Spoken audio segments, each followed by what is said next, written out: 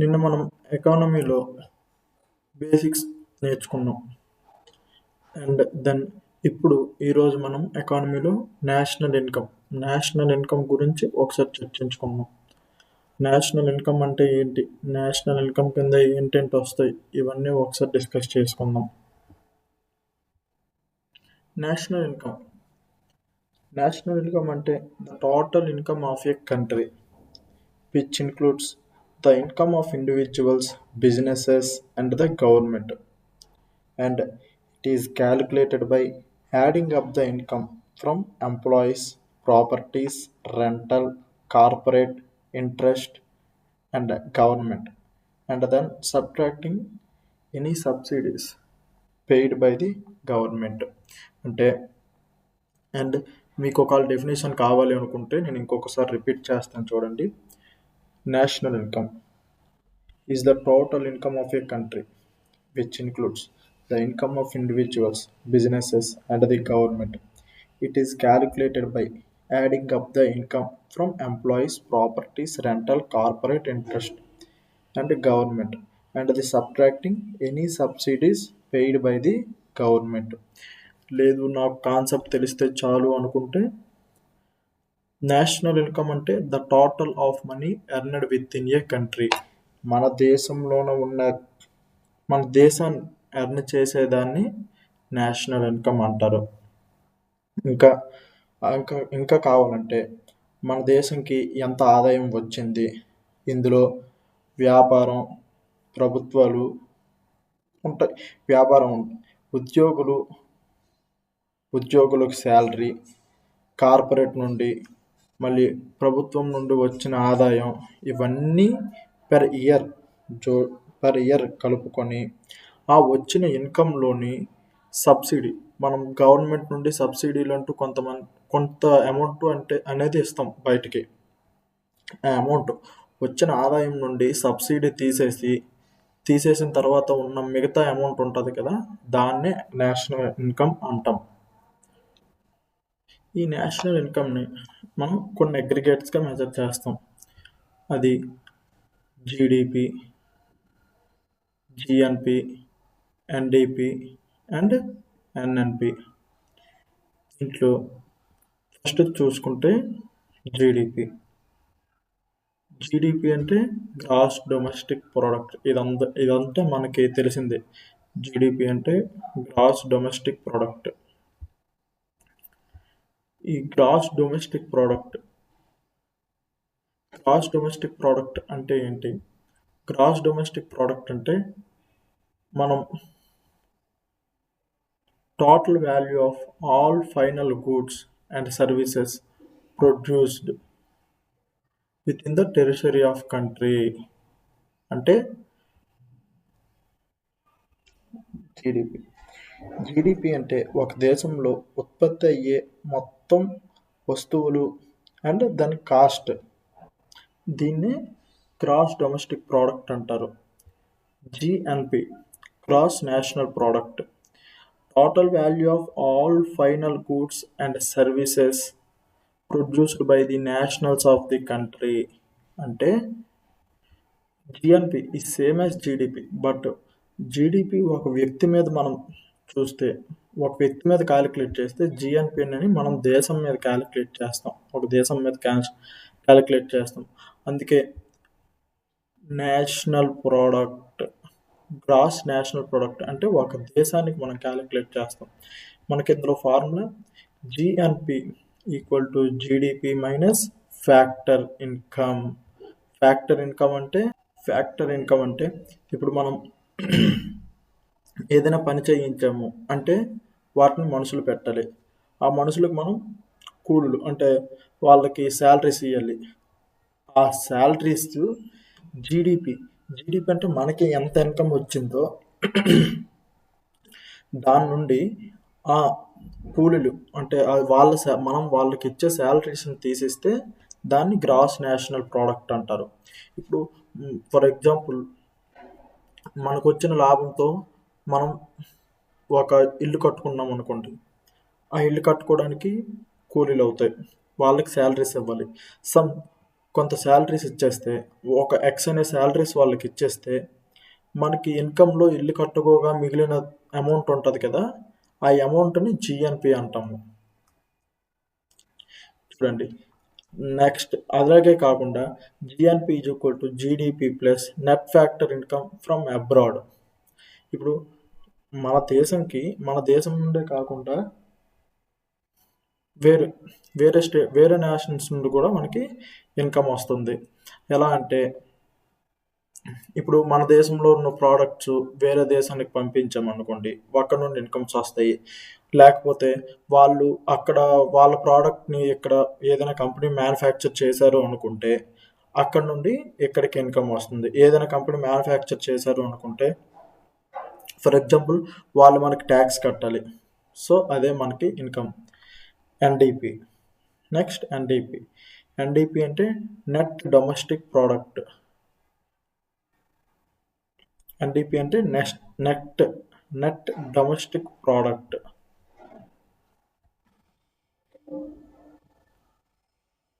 GDP minus depreciation. మన GDP ఉంది కదా, జీడిపి నుండి డిప్రిసియేషన్ అంటే, ఇప్పుడు మనం ఒక మొబైల్ ఫోన్ తీసుకుందాం.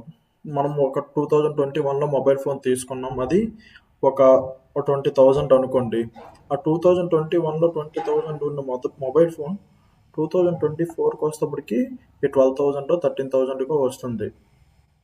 అంటే దాన్ని ఎందుకంటే వాటికి మించినవి మార్కెట్లో వస్తున్నాయి కాబట్టి దాని వాల్యూ అనేది తగ్గిపోతుంది. సో మన జీడిపి నుండి ఆ తగ్గిన డిప్రిసియేషన్ తీసేస్తే దాన్ని మనం ఎన్డిపి అంటాం. ఎన్డిపి అంటే net domestic product. Factors of products ఇక్కడ చూసుకోండి: ల్యాండ్, లేబర్, క్యాపిటల్, ఎంటర్ప్రీనర్స్. చూడండి, డిప్రిసియేషన్ అంటే monetary value of an asset decreases over time due to various factors. మనం చెప్పాను కదా, ఓ మొబైల్ ఫోన్ కాస్ట్ తగ్గింది. అసెట్స్ అంటే goods and services. Mobile phone అనే కాదు, ల్యాప్టాప్స్ కానివ్వండి, టీవీస్ కానివ్వండి, ఏదైనా సరే. మనకి ఫైనాన్షియల్ ఇయర్ ఎప్పుడు ఒక ఫస్ట్ ఏప్రిల్ అందరిలా ఫైనాన్షియల్ ఇయర్ అంటే స్టార్టింగ్లో జనవరి 1 నుండి డిసెంబర్ 31 కాదు. ఎకనామిక్స్ ప్రకారం ఫైనాన్షియల్ ఇయర్ మన ఇండియాలో ఫైనాన్షియల్ ఇయర్ ఎప్పుడు ఫస్ట్ ఏప్రిల్లో స్టార్ట్ అయ్యి 31 మార్చ్కి ఎండ్ అవుద్ది ప్రతి ఇయర్. ఇప్పుడే గుర్తుంచుకోండి. జీడిపిలో సెకండ్ హ్యాండ్స్ గూడ్స్ కొన్నాను నేను, దాంట్లో నాకు లాభం వచ్చింది అంటే సెకండ్ హ్యాండ్స్ గూడ్స్ ఎప్పుడు దేనివల్ల రాదు. సెకండ్ హ్యాండ్స్ గూడ్స్ మనం క్యాలిక్యులేట్ చేయకూడదు. అండ్ నెక్స్ట్ ఎన్ఎన్పి అంటే national products. NNP equal to GNP. Goods national product నుండి డిప్రిసియేషన్ తీసేయాలి. ఎన్ఎన్పి కూడా సేమ్ యాజ్ జిఎన్పి. బట్ జిఎన్పిలోనే మనం గ్రాస్ డొమెస్టిక్ ప్రోడక్ట్ నుండి డిప్రిసియేషన్ తీసేస్తే ఎన్ఎన్పిలో గ్రాస్ నేషనల్ ప్రోడక్ట్ నుండి డిప్రిసియేషన్ తీసేయాలి. GDP was developed by American economist Simon Kuznets in 1934. GDP అనేది అమెరికన్ ఎకనామిస్ట్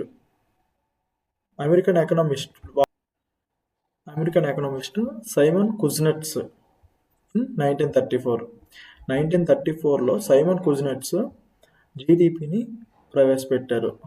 ఓకే, మనం ఇప్పుడు రియల్ జీడిపికి నామినల్ జీడిపికి డిఫరెన్స్ చూసుకుందాం. What is real GDP and what is nominal GDP? Real GDP is known as base year is taken known as base effect. అంటే real జీడిపికి base year ఉంది కదా, అంటే April 1 to March 31, దాన్ని base ఎఫెక్ట్గా తీసుకుంటాం. It is calculated on constant prices. అది పెరిగి తగ్గిన ప్రైజెస్ కాకుండా కాన్స్టెంట్గా ఉన్న ప్రైజెస్ మీద క్యాలిక్యులేట్ చేయబడుతుంది. It is inflation adjusted. Inflation అంటే ఇప్పుడు కాస్ట్ పెరుగుతుంటుంది, దేనికైనా సరే కాస్ట్ పెరుగుతుంటుంది. దాన్ని కూడా అడ్జస్ట్ దాన్ని కూడా జీడిపి కిందకి వస్తుంది. నామినల్ జీడిపి అంటే more than real GDP due to inflation. అంటే రేట్లు పెరగడం వల్ల జీడిపి కంటే ఎక్కువగా ఉంటుంది. నామినల్ జీడిపి ఎప్పుడు కరెంట్ ప్రైజెస్, ఇప్పుడు ఉన్న ప్రైజెస్ బట్టి తీయబడుతుంది.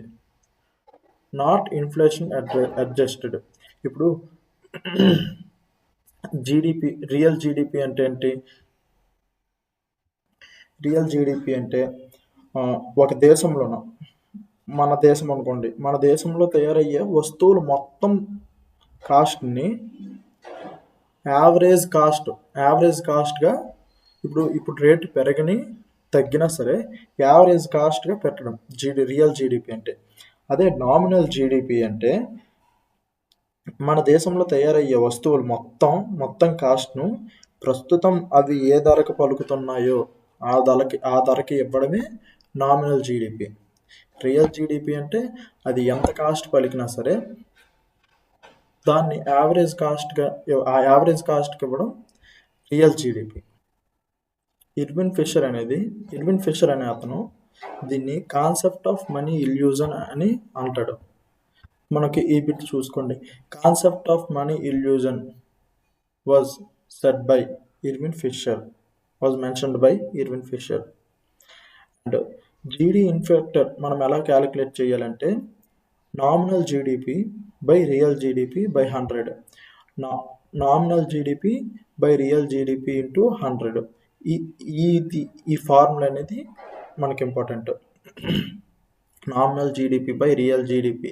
GDP inflator is used to calculated by ఇస్తాడు. దానికి option nominal GDP. Answer nominal GDP by real GDP into 100. GDP calculate చేయాలంటే కొన్ని మెథడ్స్ ఉన్నాయి. ఆ మెథడ్స్లో ఫస్ట్ది value added method. It is also known as production method. Value added method equal to output minus input. Value added method అంటే ఏంటంటే మనం ఎంతకి తయారు చేసాం దాన్ని ఎంతకి అమ్మాం. అంటే ఎంతకి తయారు చేసాం అనేది ఇన్పుట్, అంటే ఎంతకి అమ్మాం అనేది అవుట్పుట్. సో దీన్ని మనం అనుకుంటే ఒక ఫ్యాక్టరీ ఉంది. ఇప్పుడు మనం ఒక రైస్ని తీసుకున్నాం. రైస్ని ఫార్మర్ దగ్గర కొనుక్కొని సెకండరీ సెక్టర్ కింద ఒక ఫ్యాక్టరీలో పెట్టి మనం ధాన్యం నుండి బియ్యం దాన్ని ప్యాకెట్గా మారుస్తాం. ఆ ప్యాకెట్గా మార్చిన దానికి మనకి ఎంత ఖర్చు అయ్యింది దాన్ని ఇన్పుట్ అంటారు.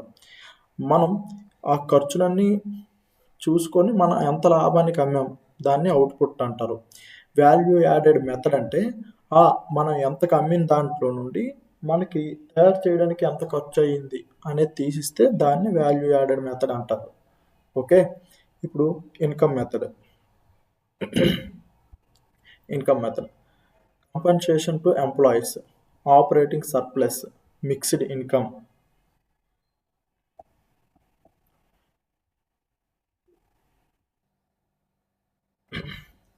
కంపెన్సేషన్ టు ఎంప్లాయీస్ అంటే ఎంప్లాయీస్కి జీతాలు పెంచడం. అండ్ ఆపరేటింగ్ సర్ప్లస్ అంటే మిగల్చడం. మనం అధిక ఖర్చు చేయకుండా మిగల్చడం అంటే దేశ ఆదాయాన్ని మిగల్చడం. మిక్స్డ్ ఇన్కమ్ అంటే ఇండివిజువల్స్ నుండి వచ్చిన ఇన్కమ్ని కార్పొరేట్స్ నుండి వచ్చిన ఇన్కమ్స్ని కంపేర్ చేసి చెప్పడం. దీన్ని ఇన్కమ్ మెథడ్ అంటాం. And next third one expenditure method. Expenditure method formula ఇది ఇంపార్టెంట్. అంటే ఇది మాత్రం మనం ఖచ్చితంగా గుర్తుంచుకోవాలి. Expenditure method C plus G plus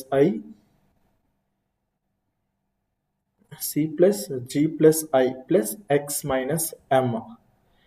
గుర్తుంచుకోండి, C plus G plus I plus X minus M. C plus G plus I plus X minus M. C అంటే consumption, G అంటే government expenditure, investment, export, import. అంటే consumption plus government expenditure plus investment plus X minus ఎం అంటే ఎక్స్పోర్ట్లో import తీసేయాలి. అదే చెప్పాను కదా, ఇంచుమించు అవుట్పుట్లో ఇన్పుట్ తీసేయాలి. Consumption plus government expenditure plus investment plus export minus import, దీన్ని ఎక్స్పెండిచర్ మెథడ్ అంటారు. Per capita income. Per capita ఇన్కమ్ని మనం ఎలా క్యాలిక్యులేట్ చేస్తామంటే నేషనల్ ఇన్కమ్ అంటే ఒక సంవత్సరానికి మన దేశానికి వచ్చిన ఇన్కమ్ బై మన దేశంకి వచ్చిన మొత్తం ఇన్కమ్ బై మనం మొత్తం ఇన్కమ్ బై ఎంతమంది పాపులేషన్ ఉన్నారో ఆ పాపులేషన్. ఈ సపోజు మన దేశంలో ఒక 100 ఎగ్జాంపుల్ 100 crores పాపులేషన్ ఉన్నారు అనుకోండి. 100 crores పాపులేషన్ ఉన్నారు. 100 crores పాపులేషన్కి మన దేశంలోన ఒక కొంత అమౌంట్ వచ్చిందంటే ఆ ఎక్స్ అమౌంట్ అనేది 100 crores population x amount by 100 crores population చేస్తారు. X amount by 100 crores population అంటే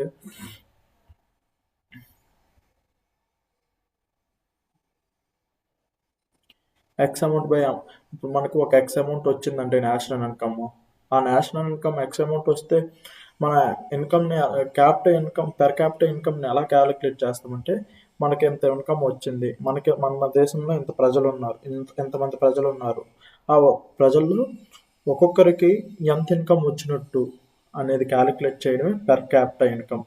పెర్ అంటే ఒకరికి, ఇక్కడ అర్థం పెర్ అంటే ఒకరికి. మనం per capita income equal to national income by total population. National income by total population as per that year. ఇప్పుడు మన రీసెంట్ కరెంట్ అఫైర్స్ని బట్టి చూసుకుంటే మన దేశంలో ఈ జనవరిలో తెలిసింది ఏంటంటే 6.5% జనాభా అనేది మన దేశంలో పెరిగిందంట. సో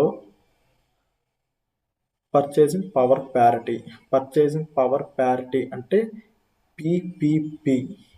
గుర్తుంచుకోండి, what is the definition of PPP అని అంటుంటాడు. పిపిపి అంటే పర్చేసింగ్ పవర్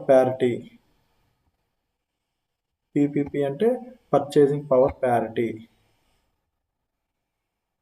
మనం గుర్తుంచుకోవాలి, పిపిపి అంటే purchasing power parity. India GDP 5th in the world. జీడిపిలో గ్రాస్ డొమెస్టిక్ ప్రోడక్ట్లో మన ఇండియా అనేది వరల్డ్లో 5th one. Okay, and purchasing power ప్యారిటీలో 3rd. First USA, second China and 3rd మన India. Okay, purchasing power parity అంటే ఏంటి అనుకుంటున్నారా? పిపిపి అంటే మన దేశంలో ఈ గూడ్స్ అండ్ ప్రోడక్ట్స్, ఈ ప్రోడక్ట్కి ఎంత రేట్ ఇచ్చుకున్నాం, ఎంత రేటు ఇవ్వబడింది, అదే వేరే దేశంలో ఆ ప్రోడక్ట్కి ఎంత రేట్ ఇవ్వబడుతుంది, అని చెప్పడాన్ని పర్చేసింగ్ పవర్ ప్యారిటీ అని అంటారు. పర్సనల్ ఇన్కమ్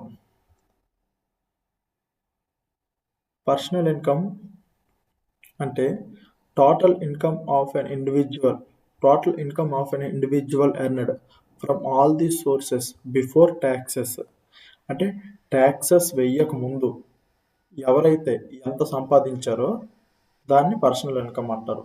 పర్సనల్ ఇన్కమ్కి formula national income plus income received not earned minus income earned but received. Personal income అంటే నేషనల్ ఇన్కమ్కి ఇన్కమ్ రిసీవ్డ్ నాట్ ఎర్నడ్ అంటే income received but not earned.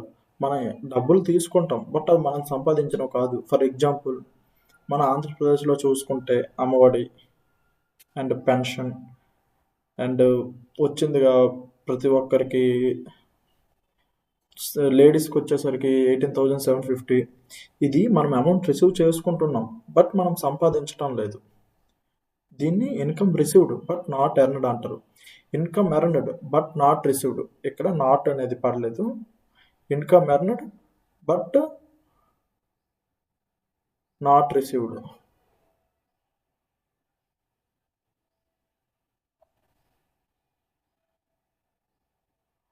Income earned but not received అంటే income earned but not received అంటే మనం చూసుకుంటే ఇది మనం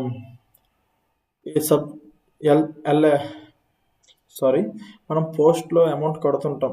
ఇప్పుడు మనం బ్యాంక్లో కానీ ఎక్కడ కానీ మన పిల్లలు, ఇప్పుడు లేడీస్ పుట్టగానే చాలామంది ఏం చేస్తారంటే కొంత అమౌంట్, ఈమె పెద్ద అవుతప్పటికి కొంత అమౌంట్ కావాలని పర్ మంత్ కొంత అమౌంట్ ఏంటి దాచుకుంటారు. ఇప్పుడు పిల్లలకి పర్ మంత్ ఒక 5,000 లేకపోతే 3,000 అమౌంట్ అనేది దాచుకుంటారు. మనం ఆ అమౌంట్ అనేది మనం ఎర్న్ చేసిన అమౌంటే, బట్ మనకు అది రావట్లేదు. అది ఎప్పుడో లాస్ట్లో మనకు ఇప్పుడు 5 ఇయర్స్ అనుకుంటా, 5 ఇయర్స్ తర్వాత వస్తుంది. సో దాన్ని అంటే income received but not earned. మనం ఇన్కమ్ రిసీవ్ చేసుకుంటున్నాం కానీ మనం సంపాదించట్లేదు. మనం సంపాదిస్తున్నాం కానీ అది మన చేతుల్లోకి రావట్లేదు. దాని నుండి మనం మనకి సంపాదించిన దాని నుండి మనం సంపాదించి మన చేతికి రాని తీసేయాలి.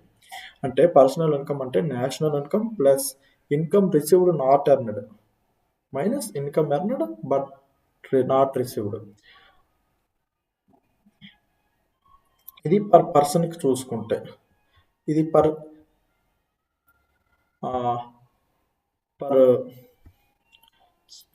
నేషనల్ చూసుకుంటే personal income is equal to national income plus transfer payment. అంటే మనం ఏవైనా ట్రాక్టర్లు కొంటాం, ఈ 2 పర్సన్స్ కానీ ట్రాక్టర్స్ కొంటాం. ట్రాక్టర్స్ అంటే ఇప్పుడు మనం సబ్సిడీ, మనం ట్రాక్టర్ మ్యానుఫ్యాక్చరింగ్ అమౌంట్ ఎంత అవుద్ది, ఒక మ్యాక్సిమం ఒక 7 to 10 lakhs అనుకుందాం. మనం ట్రాక్టర్ మ్యానుఫ్యాక్చర్ చేయడానికి కంపెనీకి 10 lakhs అవుద్ది. ఓకే, ఈ 10 lakhs అవుద్ది, బట్ మనం సబ్సిడీ కింద ట్రాక్టర్ని 2 or 3 lakhs తెచ్చుకుంటాం. అంటే మనకి లాభమే. అలాని ఆ మ్యానుఫ్యాక్చర్ చేసిన కంపెనీస్కి కూడా నష్టం కాదు. ఓకే, అదే ట్రాన్స్ఫర్ పేమెంట్ అంటే సబ్సిడీ బై గవర్నమెంట్. ఆ మిగతా 7 lakhs అంటే మనం 3 lakhs తీసుకుంటే మిగతా 7 lakhs అంటూ ఏదో ఉంటుందో అది గవర్నమెంట్ అనేది ఇస్తుంది. దాన్ని అన్డిస్ట్రిబ్యూటెడ్ కార్పొరేట్ ప్రాఫిట్ అంటాం. ఓకే, పర్సనల్ డిస్పోజబుల్ అమౌంట్ అంటే పర్సనల్ ఇన్కమ్ నుండి ట్యాక్స్ని తీసిస్తే పర్సనల్ డిస్పోజబుల్ ఇన్కమ్. అంటే ఇప్పుడు మన పర్సనల్ ఇన్కమ్ కొంత వచ్చింది, ఆ కొంతలోనూ మనకు ట్యాక్స్ పోగా మన చేతిలోనైతే ఎంత ఉంటుందో దాన్ని పర్సనల్ డిస్పోజబుల్ ఇన్కమ్ అంటాము. GDP calculation. ఎలా క్యాలిక్యులేట్ చేయాలంటే by national statistical officer under MoSPI అంటే ministry of statistics and programme. MoSPI అంటే గుర్తుంచుకోండి. MOSPL అంటే ministry of statistics and programme. Okay, GDP factor దగ్గర GDP manufacture minus net indirect taxes. GDPFC అంటే GDP factor అంటే ఫ్యాక్టరీలో manufacture చేసిన cost ఎలా క్యాలిక్యులేట్ చేస్తామంటే జీడిపి మార్కెట్ ప్రైజ్. జీడిపి అంటే జీడిపి మార్కెట్ ప్రైజ్ మనం ఎంత కాస్ట్కి అయితే పెట్టామో ఆ కాస్ట్ మైనస్ మనకి ఇండైరెక్ట్ ట్యాక్సెస్ పడతాయి ఆ కాస్ట్ మీద. ఇప్పుడు మనం ఒక చాక్లెట్ ఫ్యాక్టరీలో తయారు చేసింది ఒక 25 paise అనుకుంటే అదే బయటకు వస్తేప్పటికి అది 1 rupee 2 rupeesకి అమ్ముతారు. సో అది ప్యాకింగ్ ట్యాక్సెస్ కానీ డిస్ట్రిబ్యూషన్ ట్యాక్సెస్ కానీ ఇవన్నీ పడతాయి కదా. ఈ ఇండైరెక్ట్ ట్యాక్సెస్ అన్నీ తీసేస్తే మనకి ఫ్యాక్టరీ ప్రైస్కే మ్యానుఫ్యాక్చర్ ప్రైస్. జీడిపిఎఫ్సి అంటే మ్యానుఫ్యాక్చర్ ప్రైస్ వస్తుంది అనమాట. జీడిపిఎఫ్సి ఈక్వల్ టు అదే manufacture price equal to GDPMC minus indirect tax minus subsidy. ఈ ఫార్ములాలన్నీ కాకుండా అండి జీడిపిఎఫ్సి ఇప్పటివరకు అయితే ఈ ఫార్ములా 2-3 టైమ్స్ అడుగుంటాడు, ఇవైతే అడగలేదు.